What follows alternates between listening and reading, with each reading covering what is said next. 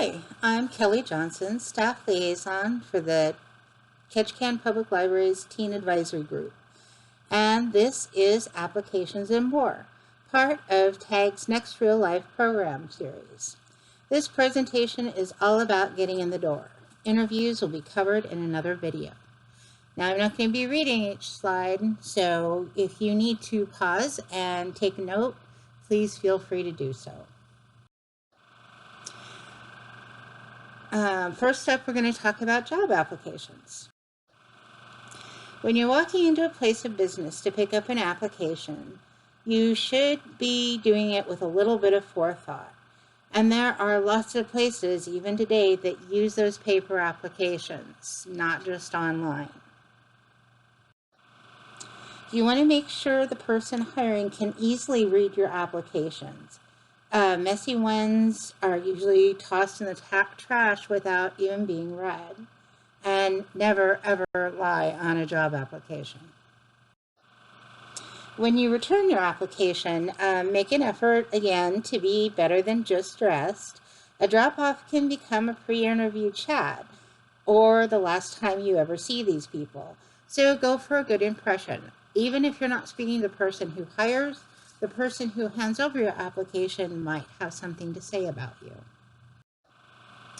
When you turn in your application, you'll also want to turn in a resume to help introduce yourself.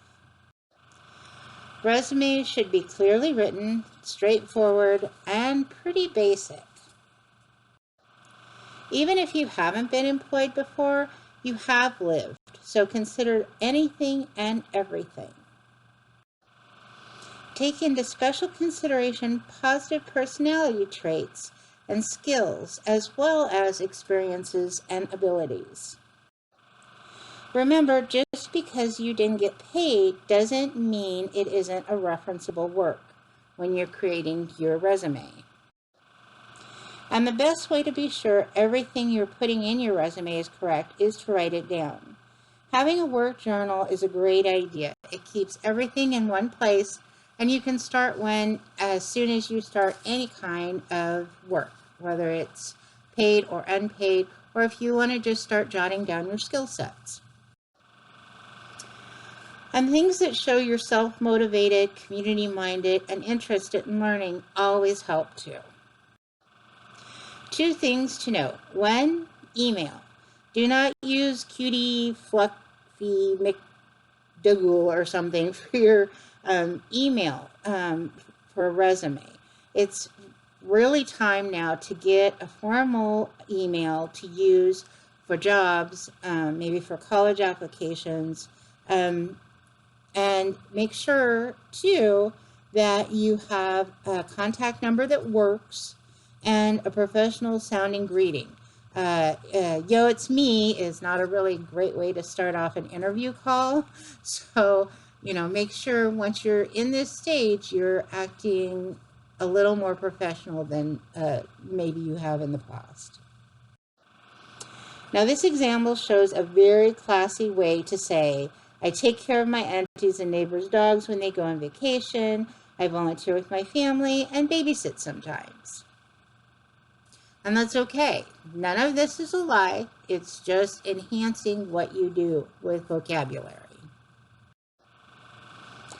And remember, don't lie. Don't say you're great at customer service if you're shy or if people tend to annoy you. I wouldn't put customer service as a big thing on my resume. And remember, stuff is optional. You can put some or leave it off. These items are helpful to an employer. If you can't work a certain day or are involved in a group, letting them know is a really good idea. And please let your references know that you will be using them as a reference. Cold calls are not fun for anyone. Here's a sample. Teens got their information and objective. Their education includes their GPA. They threw in some language and skill sets. Note the other work experience. Not paid, but still a skill. And the volunteering is fundraising for a team and community support, but can really be any volunteer work, from picking up trash to helping at the animal shelter to a group like TAG. and the stuff. Good information, but not really 100% necessary.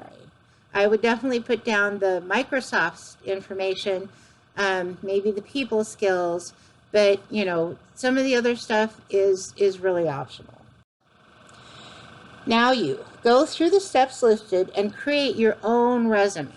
Make sure you take time and think about things, and ask around if you're not really sure. Check in with maybe teachers, other adults that kind of thing.